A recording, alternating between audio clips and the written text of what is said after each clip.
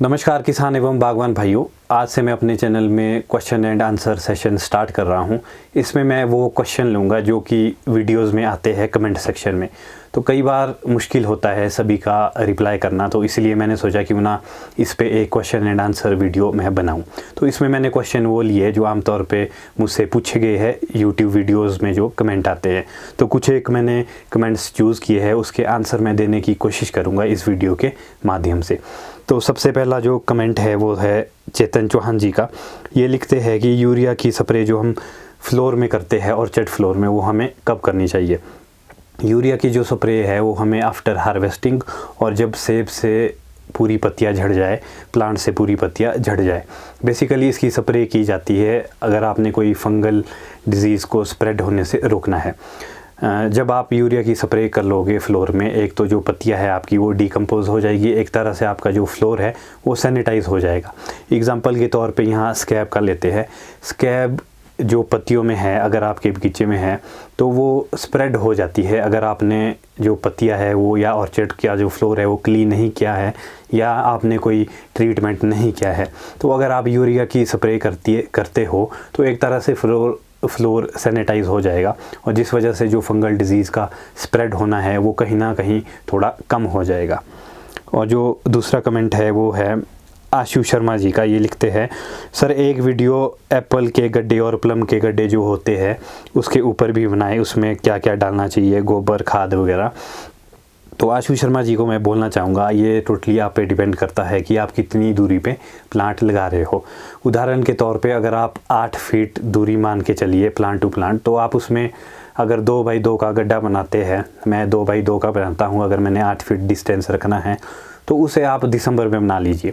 तो उसे थोड़ा ओपन रहने दीजिए ताकि प्रॉपर सनलाइट उसमें पड़े और जो फंगल डिजीज़ वायरस वगैरह है वो थोड़े ख़त्म हो जाए सनलाइट की वजह से। और जब आपने प्लांटेशन करनी है, जब आप वो गड्ढा बंद करोगे मिट्टी से, तो उससे पहले आपने सॉइल ट्रीटमेंट करनी है। उसमें आप H2O2 हाइड्रोजन पेरोक्साइड की स्प्रे कर सकते हो और मिट्टी का ट्रीटमेंट कर सकते हो, सॉइल ट्रीटमेंट कर सकते हो H2O2 से। फिर जब आप प्लांटेशन करें तो माइकोराइज़ा यूज़ करें, और जो अन्य जैसे हिमाचल फ्रूट का एक ह्यूमिजल आता है वो भी आप यूज़ कर सकते हो। माइकोराइज़ा तो आप रूट्स में करना ही चाहिए यूज़, और जैसे G5 फर्टिलाइज़र है वो भी आप यूज़ कर सकते हो। इसके बाद जो कमेंट आया है वो आया है सुमित नारायण जी का और विशाल कुमार जी का। इन दोनों के एक ही क्वेश्चन है कि रेड ब्यूट का जो पॉलिनेटर है वो क्या है। एक्चुअली अगर देखा जाए तो बहुत ही रेयर होगा अगर रेड ब्यूट का पॉलिनेटर किसी के पास होगा। इसका जो पॉलिनेटर है वो है अर्ली बेलिंगटन। तो शायद इस साल जो दीपक सिंघा जी है PGF फाउंडर, उन्होंने शायद इस बार ये इंपोर्ट कर रहे हैं रेड ब्यूट का पॉलिनेटर। अगला जो कमेंट था वो था आशीष चंदेल जी का। ये पूछते हैं कि जो प्लांट टू प्लांट डिस्टेंस और रो टू रो डिस्टेंस है M111 रूट स्टॉक में, वो ज़्यादा है शायद। जो मैंने रिसेंटली वीडियो डाली थी हरीश कटोच जी ने, उन्होंने जो डिस्टेंस रखा है वो रखा है 12 फीट। वो उनके अकॉर्डिंग वो बिल्कुल सही है, क्योंकि वो प्लांट बड़ा ले जाना चाहते थे, इसलिए उन्होंने थोड़ा डिस्टेंस उसमें ज़्यादा रखा है। वैसे अगर देखा जाए तो 111 में आप प्लांट टू प्लांट 6 फीट रख सकते हो, और जो बीच की गली है उसमें 8 से 10 फीट आप रख सकते हो। अगर आपने ज़्यादा रखना है तो इसका मतलब कि आपको ट्री भी बड़ा चाहिए। ये आशीष चंदेल जी ने पूछा था। और जो अगला कमेंट है वो है CG नेगी जी का। ये पूछते हैं कि प्लांट में जो तौलिए है, ऑर्चर्ड में तौलिए है, वो हर साल करने चाहिए, खासकर वहाँ जहाँ पे मिट्टी की कमी हो। देखिए नेगी जी, मैं आपको बता दूं कि जो मेरा ऑर्चर्ड है, मैं अपना उदाहरण देता हूँ। मेरे ऑर्चर्ड में क्ले टाइप सॉइल है, तो अगर मैं तौलिए नहीं करता हूँ तो वो एकदम काफ़ी सख्त हो जाती है मिट्टी। तो इसलिए मैं हर साल ही करता हूँ, पर ख़ासकर जब ड्राई सीज़न है जैसे आजकल है, जो रेनफॉल नहीं हो रही है, तो मैं तौलिए नहीं करूँगा, क्योंकि जो मॉइस्चर होगा वो कहीं ना कहीं इवेपोरेट हो जाएगा, और जो मॉइस्चर की कमी है वो फिर मेरे ऑर्चर्ड में होगी। और ख़ासकर जहाँ तो मिट्टी कम है वहाँ पे तो आप बरसात के टाइम में कर सकते हो, जब घास लगा हुआ होता है और जब बारिश हो रही होती है। मिट्टी वाली जगह जहाँ मिट्टी कम है वहाँ पे तौलिए कम ही करने चाहिए। अगला जो कमेंट है वो है अभिषेक डोगरा जी का। ये पूछते हैं, bro please tell does myrobalan root stock require water or drip irrigation.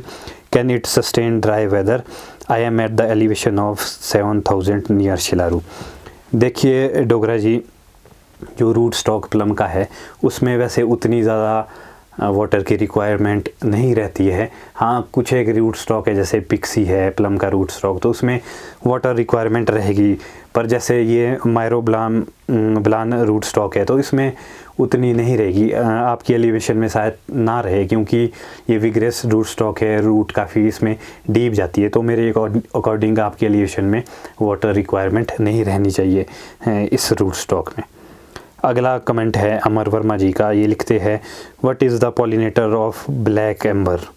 तो मैं आपको बताना चाहूँगा जी, जो ब्लैक एम्बर है उसका पॉलिनेटर आप सेंटा रोज़ा कर सकते हो, जो उसका पॉलिनेटर है सेंटा रोज़ा यूज़ कर सकते हो। वैसे फ्रायर और जो ब्लैक एम्बर है ये थोड़ा सेल्फ पॉलिनेट भी करते हैं। अगर आपने फिर भी लगाने हैं ब्लैक एम्बर के लिए तो आप सेंटा रोज़ा लगा सकते हो। अगला कमेंट आया है हरि उत्तम सिंह जी का, ये लिखते हैं बड बिल्डर का प्रयोग करने का सही टाइम क्या रहेगा। देखिए जी, जो बड बिल्डर है ये होता है आफ्टर हार्वेस्टिंग के लिए, हार्वेस्टिंग के बाद सॉरी, ये किया जाता है जो स्पर हुआ है उसको स्ट्रॉन्ग करने के लिए। इसमें मैग्नीशियम जिंक वगैरह होता है, और जो मैग्नीशियम और जिंक है वो बेसिकली जो मैग्नीशियम होता है वो क्लोरोफिल कंटेंट ज़्यादा करता है पत्तियों में, जिसकी वजह से कि प्लांट फूड बनाता है। जब क्लोरोफिल लीव्स में ज़्यादा होगा तो वो ट्री फूड ज़्यादा बनाएगा, जिस वजह से जो स्पर फॉर्मेशन है वो कहीं ना कहीं स्ट्रॉन्ग होगी। तो जब आप तुड़ान ख़त्म हो जाए आपके बगीचे में तब बड बिल्डर का यूज़ करना चाहिए हमें। अगला है ब्लिस शर्मा जी का, ये लिखते हैं 7700 में कौन सा रूट स्टॉक लगा सकते हैं। देखिए, रूट स्टॉक आप कोई भी लगा सकते हो, जैसे मेरी एलिवेशन 7800 फीट आप रख लीजिए, तो मैं M9 भी लगा रहा हूँ और 111 भी लगा रहा हूँ, और जिस तरह से मुझे रिज़ल्ट मिलेगी इन दोनों रूट स्टॉक के ऊपर तो मैं आप सभी के साथ शेयर करूँगा। तो अगला जो कमेंट है वो अभिषेक डोगरा जी का दोबारा से है, भाई प्लीज़ ये बताओ रूट स्टॉक पे क्या ड्रिप इरिगेशन चाहिए या न्यूट्रिशन कुछ डिफरेंट होगा इसमें, क्योंकि सीडलिंग पे तो ज़्यादा केयर होती है नहीं प्लम में। तो कुछ ऐसा कन्फ्यूजिंग सा कमेंट है, चलो मैं इसका आंसर देना चाहूँगा डोगरा जी को। देखिए, अगर रूट स्टॉक की बात करें एप्पल रूट स्टॉक की, तो M9 में तो ड्रिप इरिगेशन आपको चाहिए मस्ट है, क्योंकि फर्टिगेशन उससे ही अगर आप दोगे तो अच्छा रहेगा। और अगर हम बात करें प्लम रूट स्टॉक के ऊपर तो आप उसमें सॉइल एप्लीकेशन कर सकते हो, वो काफ़ी अच्छा रहेगा। अगर आपने फुल टाइम करना है, अच्छे से करना है, जितनी मेहनत आप एप्पल में कर रहे हो, तो आप फिर जो प्लम के आपने रूट स्टॉक लगाए हैं, प्लम के प्लांट्स लगाए हैं, उसमें आप फिर न्यूट्रिशन में बोलता हूँ आपको कि आप सॉइल एप्लीकेशन ही करिए। इस पे भी एक मैं सेपरेट वीडियो बनाऊँगा, प्लम न्यूट्रिशन हमें किस तरह से ऐड करना है, क्या रिकमेंडेशंस है इसकी। और जो अगला कमेंट है ये आया है सुमित जी का मनाली से, ये लिखते हैं, जो मैंने हरीश कटो जी की वीडियो डाली थी 793 और 111 रूट स्टॉक के ऊपर, ये लिखते हैं he was talking about the late coloring variety for higher elevation but didn't mention the names. Can you name some of the suitable late coloring variety which can give better size?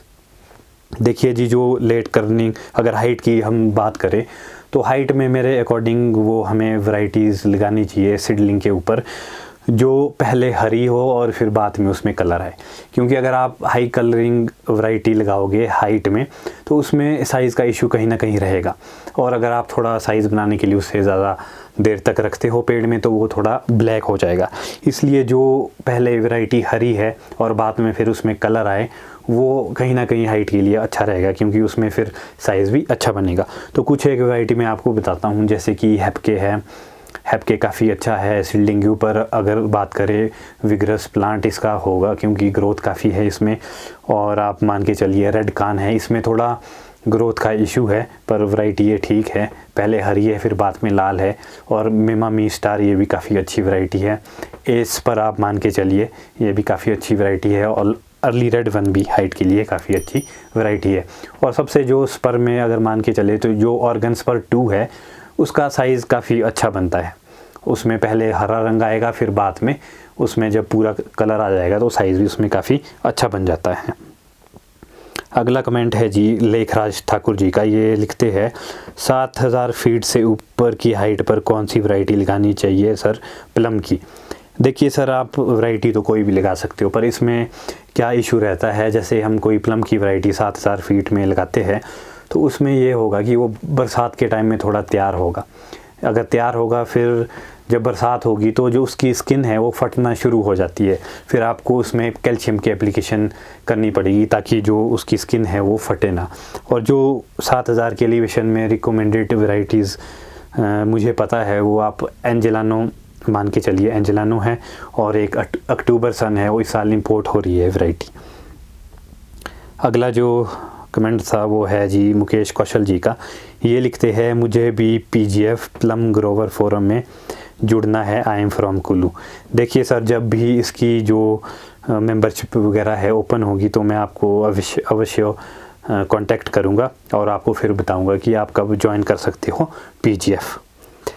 अगला comment आता है western Himalaya की तरफ से। ये लिखते हैं 8 feet के डिस्टेंस पर लगा सकते हैं ब्लैक एम्बर प्लम। जी बिल्कुल आप लगा सकते हो, क्योंकि जो ये ब्लैक एम्बर का प्लांट है ये ज़्यादा स्प्रेड नहीं होता, ये बेसिकली इसकी जो ग्रोथ ऊपर की तरफ जाती है, अपराइट ज़्यादा ग्रो जाती है, तो आप लगा सकते हो 8 फीट के डिस्टेंस के ऊपर। बाकी मैनेज आपको फिर खुद ही करना पड़ेगा प्रूनिंग से, ट्रेनिंग से, जो भी है, पर वैसे लगा सकते हो आप। अगला कमेंट है अमन चंद्रवंशी का। ये लिखते हैं यारा के साथ इंसेक्टिसाइड यूज़ कर सकते हैं, हाँ या नहीं, प्लीज़ बताएं। देखिए यारा के प्रोडक्ट मैं भी यूज़ करता हूँ, तो उसके साथ कुछ एक मैं चुनिंदा फंजीसाइड कई बार ऐड कर लेता हूँ। जैसे कैल्शियम है यारा का, तो उसके साथ मैं मैरीबॉन डालता हूँ, बायर का है जो फंजीसाइड, वो मैं यूज़ कर लेता हूँ। बाकी इसका एक टैंक मिक्स करके इसकी एप्लीकेशन है, तो उसमें आप देख सकते हो कि कौन सा प्रोडक्ट किस प्रोडक्ट के साथ कंपैटिबल है, तो आप ये देख सकते हो। बाकी मैंने शायद आपको कंपनी वाले का नंबर भी दिया है, यारा की कंपनी वाले का, तो उसमें आप कांटेक्ट कर सकते हो। अगला कमेंट है जी दिलीप ठाकुर जी का। ये पूछते हैं should I go for seedling HDP। जी हाँ सर, आप बिल्कुल कर सकते हो सीडलिंग के ऊपर भी, अगर आपने हाई डेंसिटी करना है थोड़ा, पर इसमें आपको ये ध्यान देना पड़ेगा। अगर आप 3 फीट में लगाते हो तो आपको ज़्यादा जो स्परी टाइप वैरायटी है उसमें जाना पड़ेगा, क्योंकि ज़्यादा अगर विग्रेस वैरायटी में जाओगे कंट्रोल तो फिर भी हो जाएगा, पर थोड़ा कहीं ना कहीं आपको उसमें टाइम देना पड़ेगा ऑर्चर्ड में। तो सीडलिंग के ऊपर अगर आपने HDP करना है तो स्परी टाइप जो वैरायटी है उसमें करें। अगला कमेंट है जी अभिनव सिंह जी का। ये लिखते हैं रो का डिस्टेंस क्या है इसका, 2 मीटर या 2.5 मीटर, प्लीज़ रिप्लाई। तो मैं आपको बताना चाहूँगा, ये शायद हरीश कटो जी की वीडियो में मुझे कमेंट किया था, तो इनका जो डिस्टेंस है ये आप रख लीजिए कोई 4 मीटर के आसपास होगा इनका। तो वैसे जो रिकमेंडेड है वो 6 फीट है, 6 फीट आप रख सकते हो 111 के डिस्टेंस के लिए। अगर आपने पेड़ ज़्यादा बड़ा ले जाना है तो आप ज़्यादा डिस्टेंस रख सकते हो। अमित वर्मा जी करते हैं कमेंट नरेश कश्यप जी की वीडियो में, that's a great experience shared by a local grower ever I had seen. Thank you sir for watching and subscribing our channel. अगला कमेंट करते हैं विजय साजवान जी। ये लिखते हैं You are doing good job, sir. Tell me, you have mentioned in your video that your elevation is 7500. Which variety we should select for this elevation? Is Hep KS variety good for this elevation? Sir, I want to know what you have done in your orchard. Rain harvesting tank which you explained very beautifully. I salute you, new and changing thoughts in this field. Keep it up and do practically and scientifically, and how whole world is doing their practices. Thank you sir, आपने इतना appreciate किया हम जो videos डालते हैं, ख़ास करके जो मैंने एक रेन वाटर हार्वेस्टिंग के ऊपर एक वीडियो डाली थी। अगर मैं अपनी बात करूँ तो जो मेरी एलिवेशन है ऑर्चर्ड की वो 7500 से लोअर एंड मान के चलिए, और जो टॉप एंड है वो आता है 7800 में। तो इसमें मैंने अभी जो वैरायटीज़ लगाई है वो लगाई है हैपके लगाया है, एस लगाया है, अर्ली रेड 1 और ऑर्गन्स पर 2। तो ये जो मैंने अभी सैंपल नहीं आया है, जब सैंपल आएगा वो मैं आप सभी के साथ शेयर करूँगा। पर जो सभी रिकमेंड करते हैं वो इस एलिवेशन के लिए यही रिकमेंड करते हैं, इसलिए मैंने यही वैरायटी लगाई है। तो जब इसके सैंपल आएंगे मैं आप सभी के साथ वीडियो के माध्यम से वो शेयर करूँगा। मनीष कुमार जी का कमेंट आता है, wonderful information once again, just one add up that tall spindle training system involves no heading back plus branch tie down below horizontal not at a 90 degree. Manish Kumar ji को मैं बोलता हूँ कि इन्होंने ये बिल्कुल सही कमेंट किया है, क्योंकि जो टॉल स्पिंडल मेथड है उसमें जो ब्रांच है वो बिलो हॉरिजेंटल बेंड होती है और उसमें जो हेड बैक है वो नहीं दिया जाता। तो जो मैंने वो वीडियो बनाई थी वो सीडलिंग के ऊपर थी, तो एक और सेपरेट वीडियो मैंने डाली थी वर्टिकल एक्सिस और टॉल स्पिंडल के ऊपर। नीचे आप वो भी देख सकते हो। पर जो आपने कमेंट किया है वो एकदम सही किया है आपने, कि जो बिलो हॉरिजेंटल है टॉल स्पिंडल में वो हमें बेंड करनी पड़ती है। हमारा चैनल देखने के लिए धन्यवाद, और जो आपने कमेंट किया है वो काफ़ी यूज़फुल है। धन्यवाद हमारे चैनल को सब्सक्राइब करने के लिए। अगला कमेंट करते हैं राणा जी। इन्होंने लिखा है 111 और 793 में फ्रूट क्वालिटी में डिफरेंस क्या है, आप बताओ सर। 111 और में फ्रूट क्वालिटी प्रोडक्शन का अंतर क्या है? सर देखिए, जब इन हरीश टोच जी ने जो ऑर्चर्ड लगाया है, जो मैंने वीडियो डाली थी, जब उनका ऑर्चर्ड फ्रूटिंग में होगा तब मैं आपको वो वीडियो शेयर करूंगा। पर वैसे मान के चले जो 793 है, जो भी मैंने अभी तक सुना है और जो मैंने पाया है, बाकी जो जितने भी ऑर्चर्ड विज़िट किए हैं उनका मानना यही था कि जो 793 है वो 111 से थोड़ा कम प्रोडक्टिव है। तो जो 793 है वो विग्रस है काफ़ी, पर हालांकि इस परफॉर्मेशन उसमें भी काफ़ी अच्छा हो जाती है। 111 काफ़ी अच्छा प्रोडक्टिव आप इसे मान सकते हैं। तो ये डिफरेंट है बेसिकली इसमें। और जब फ्रूटिंग में इनका बगीचा होगा तो एक सेपरेट वीडियो इसमें भी मैं बनाऊंगा। तो इसी तरह के बागवान भाइयों, इस तरह के मैंने कमेंट्स इसमें जो चूज़ किए हैं। आई होप आपको ये वीडियो अच्छा लगेगा, और इस तरह के मैं सेशन, क्वेश्चन एंड आंसर के सेशन जो मुझे कमेंट में आते हैं वो आप सभी के साथ और शेयर करता रहूँगा। तब तक के लिए आप अपने सुझाव कमेंट में भी दे सकते हो। फिर जब आपका कमेंट जो होगा वो मैं अगले क्वेश्चन एंड आंसर सेशन में वो लूँगा। तो इस वीडियो में बस इतना ही। अगर वीडियो आपको अच्छी लगे तो शेयर कीजिए। धन्यवाद।